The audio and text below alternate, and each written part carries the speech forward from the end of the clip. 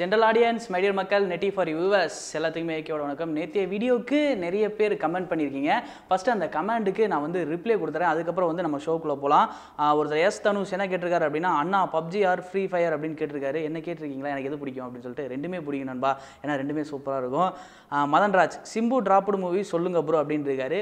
Already நான் பண்ணிட்டேன். நான் பண்ண ஃபஸ்ட்டு டிராப்டு மூவி சிம்பு நான் கூட தான் ஃபஸ்ட்டு பண்ணேன். அதை நீங்கள் பார்க்கலன்னு நினைக்கிறேன். இல்லை இருந்தாலும் பரவாயில்ல, கீழே இருக்க டிஸ்கிரிப்ஷனில் நான் லிங்க் தரேன், போய் பாருங்கள். பார்த்துட்டு அந்த வீடியோ கீழே கமெண்ட் பண்ணுங்கள். அங்கேயும் போயிட்டு சிம்பிள் டிராப்டு மூவிஸ்ன்னு போட்டுறாதீங்க, நல்லா இருக்காது, ஓகேவா? அதுக்கப்புறம் வந்துட்டு இன்னொருத்தர் என்ன சொன்னால், தினேஸ்வரன் ப்ரோ எனக்கு கமெண்ட் போடுங்க. கமெண்ட் சொல்லணுமா போடணுன்னா கீழே கமெண்ட்டுக்கு ரிப்ளை போடுறேன், சொல்லணுன்னா ஹாய் சொல்கிறேன், ஓகேவா?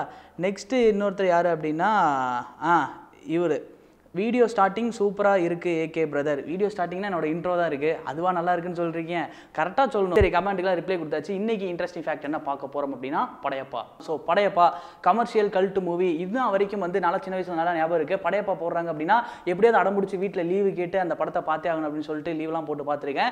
இந்த படம் வந்து எல்லாருமே பார்த்துருப்பீங்க. ஸோ இதில் என்ன புதுசாக சொல்ல போகிறோம் அப்படின்னா, ரீசெண்ட் டேஸில் வந்து நம்ம கே.எஸ். ரவிக்குமார் அவர்கள் வந்து ஒரு இன்டர்வியூ ஒன்று கொடுத்துருக்காரு. அந்த இன்டர்வியூவில் செம்மையாக பேசியிருந்தார். ஸோ அதோட வந்து சில விஷயங்களை நீங்கள் பார்க்க மிஸ் பண்ணியிருந்தீங்கன்னா ரெண்டுத்தையும் சேர்த்து கொலாபரேஷன் அடிக்கலாம் முடிவு பண்ணியிருக்கோம். எம்பேரு படையப்பால வந்து கடைசி கிளைமேக்ஸ் நீலாம்பரி வரைக்குமே இந்த படம் வந்து நம்மளை எஜ் ஆஃப் சீட்லேயே உட்கார வச்சிருக்கும். கமர்ஷியல் கல்ட் மூவி அப்படின்ற ஆல்ரெடி சொல்லிட்டோம். இந்த படம் எங்கேருந்து ஆரம்பிக்குது அப்படின்னா, Rajini sir, super star Rajinikanth அவர்கள் வந்து ஒரு 3 லைன் ஒன்று வச்சிருக்காரு, 3 ஸ்கிரிப்ட் ஒன்று வச்சிருந்திருக்காரு.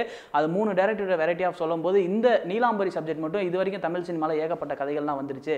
இந்த பெண் கேரக்டர் மட்டும் வந்து பார்த்தோம் அப்படின்னா ஹீரோவே எதிர்த்து நிற்கிற ஒரு வில்லத்தனமான கேரக்டர் இது வரைக்கும் பண்ணல, நாம பண்ணால் நல்லா இருக்கும் அப்படின்னு சொல்லிட்டு ஒரு 3 டைரக்டர் சொல்றாரு. அதில் கே.எஸ். ரவிக்குமார் அவர்கள் வந்து பார்த்தோம் அப்படின்னா இந்த கதையை அக்செப்ட் பண்ணுறாரு. அவரும் சில பல டெவலப்மெண்ட்லாம் பண்ணி நிறைய டிஸ்கஷன்லாம் போய் இந்த படத்தை ஒரு வழியாக ஆரம்பிக்கலாம் அப்படின்றாங்க. இதுக்கு இடையில தான் வந்து ராணா அப்படின்ற ஒரு கதை இருந்துச்சு பார்த்தீங்களா, அந்த கதையும் வந்து பேச்சுவார்த்தை போயிட்டு இருந்திருக்கு. ஸோ அதுக்கப்புறம் வந்துட்டு கே.எஸ். ரவிக்குமார் ஃபுல்லாக இந்த கதையை நரேட் பண்ணதுக்கப்புறம் என்ன இருக்குது அப்படின்னா, ரஜினி சார் கண்டிப்பாக இந்த ஸ்கிரிப்டை பண்ணுறோம் அப்படின்னு சொல்லி முடிவு பண்ணி ஷூட்லாம் போயிருக்காங்க, படம்லாம் முடிச்சிட்டாங்க. இதுக்கடையில் வந்து நிறைய டெவலப்மெண்ட்லாம் யார் பண்ணியிருக்காங்க அப்படின்னா, நம்ம சூப்பர் ஸ்டார் ரஜினிகாந்த் அவர்களே தான் பண்ணியிருக்காங்க. நீங்கள் படையப்பால மாசான டைலாக்லாம் நீங்கள் எடுத்து பார்த்தீங்க அப்படின்னா நிறைய இருக்கும். அதாவது என் வலி தனி வலி, அதுவும் ரஜினி சார் தான் எழுதியிருக்காரு.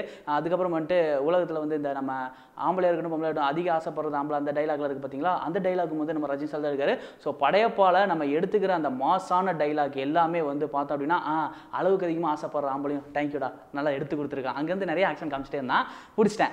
இந்த டைலாக்லாம் வந்து நம்ம ரஜினி சார் அவர்கள் தான் வந்து எழுதியிருக்காரு. ஸோ இப்போ வந்து இந்த டைலாக்ஸ்லாம் இருக்கு இல்லையா, ஏன்னா மீடியாக்கள் அப்போ இருந்த மீடியாக்கள் வந்து ரஜினி சார் படம் என்ன பண்ணிட்டு இருக்காரு, என்ன டைலாக் வச்சிருக்காங்க, இந்த படத்துக்கு என்ன டைட்டில் வச்சிருக்காங்க அப்படின்றத எழுதணும், ஏதாவது ஒன்று பண்ணணும், இன்ட்ரெஸ்டிங்காக ஒன்று நடந்துகிட்டே இருக்கணும் அப்படின்றக்காக இது என்ன பண்ணியிருக்காங்க அப்படின்னா, இவர் ஷூட் போகும்போது சரி 3 பேர் தான், கே.எஸ். ரவிக்குமார் அவர்கள், ப்ரொடியூசர் ரஜினி சார் அவர்கள், ரமேஷ் கண்ணா, இவங்க 3 பேருக்கு தான் வந்து இந்த டைலாக்லாம் தெரியும், என்ன மாசான டைலாக் எழுதி வச்சிருக்கோம் அப்படின்றது.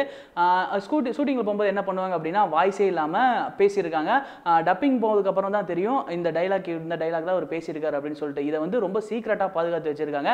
ஏன்னா ஒவ்வொரு டைலாக்குமே வந்து படத்தில் உட்காந்து பார்க்கும்போது அவங்க வந்து அணுவணுவாக ரசிக்கணும், இடையில எங்கேயாவது கசஞ்சிருச்சு அப்படின்னா கூட அவங்களுக்கு பார்க்க போர் அடிக்கும் அப்படின்ற மாஸ்டர் பிளான்லாம் பண்ணி போயிருக்காங்க.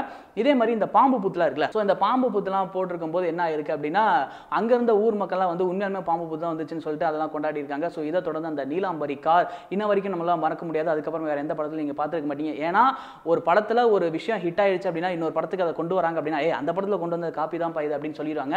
அதனால வந்து அந்த கார் எங்கேயுமே மீடியம் ரிசம்பிள் பண்ணல அப்படின்னு நமக்கு தெரியும். ஸோ ஓகே, இந்த கார் எப்படி இந்த படத்துக்குள்ளே வந்துச்சு அப்படின்னா, நீலாம்பரி அவர்களுடைய அந்த கார் வந்து கே.எஸ். ரவிக்குமார் அவர்களுக்கு தான் சொந்தமானது. படையப்பால வந்து ஏகப்பட்ட விஷயங்கள் இருக்கு, எல்லாமே வந்து ரஜினி அவர்களோட இன்புட்டும் நம்ம கே.எஸ். ரவிக்குமார் அவர்களோட இன்புட்டும் சேர்ந்து தான் வெளியே வந்துச்சு. செந்தில் கேரக்டர் ஆகட்டும், ரமேஷ் கண்ணா கேரக்டர் ஆகட்டும், ரஜினி சாரோட இன்ட்ரோ சீன் ஆகட்டும், சிவாஜி அவர்களோட விக் ஆகட்டும், சிவாஜி அவர்களாகட்டும், ஸோ இது எல்லாமே வந்து ஒவ்வொருத்தருமே வந்து ஒவ்வொரு பிளான் போட்டு இது இப்படி தான் நடக்கணும், இது இப்படி தான் வரணும் அப்படின்னு சொல்லி இந்த படத்தை அணுவணுவாக செதுக்கியிருக்காங்க, அணுவணுவாக ரசிச்சிருக்காங்க. இதே மாதிரி படையப்பா எந்த அளவுக்கு விஷுவல் வைஸ்லாம் நமக்கு ட்ரீட் கொடுத்தோ அதே மாதிரி மியூசிக் அப்படின்ற ஒரு இடத்தையும் நம்ம பேசிதான் ஆகணும். ஏ.ஆர். ரகுமான் அவர்கள்ட்ட வந்து இந்த கதையை சொல்லி ஸ்கிரிப்டை வாங்கி ஸ்கிரிப்டை கொடுத்து அதுக்கப்புறம் அவர்கிட்ட இருந்து மியூசிக்கை வாங்கினதுக்கப்புறம் தான் வந்து இந்த படத்துக்கான ஷூட்டிங்கே வந்து போயிருக்காங்க. ஸோ ஓவராலாக படையப்பா ரிலீஸ் ஆகி 20 வருஷம் ஆகுது. ஏன்னா நான் வள இருக்கும்ல, என்னை விட படையப்பா உங்களுக்கு நல்லா தெரியும். தெரியாத விஷயங்கள் எல்லாத்தையுமே நான் உங்ககிட்ட ஷேர் பண்ணிக்கிட்டே நினைக்கிறேன். ஏன்னா அப்படின்னா நீலாம்பரியோட கேரக்டர் ஃபிக்ஸ் பண்ணதாகட்டும் எல்லாமே வந்து ப்ரீ பிளான்டாக வந்து அவங்க முன்னாடியே பிளான் பண்ணிட்டு தான் அதுக்கப்புறம் வந்து ஷூட்டே போனாங்க.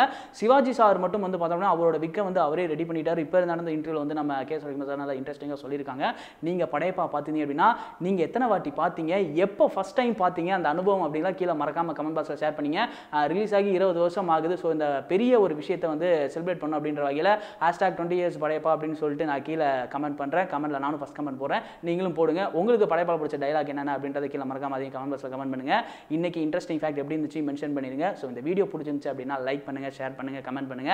மறக்காம நெட்டி ஃபார் யூக்கு சப்ஸ்கிரைப் பண்ணுங்க. கூடவே இருக்க பெல் ஐக்கானை கிளிக் பண்ணிடுங்க.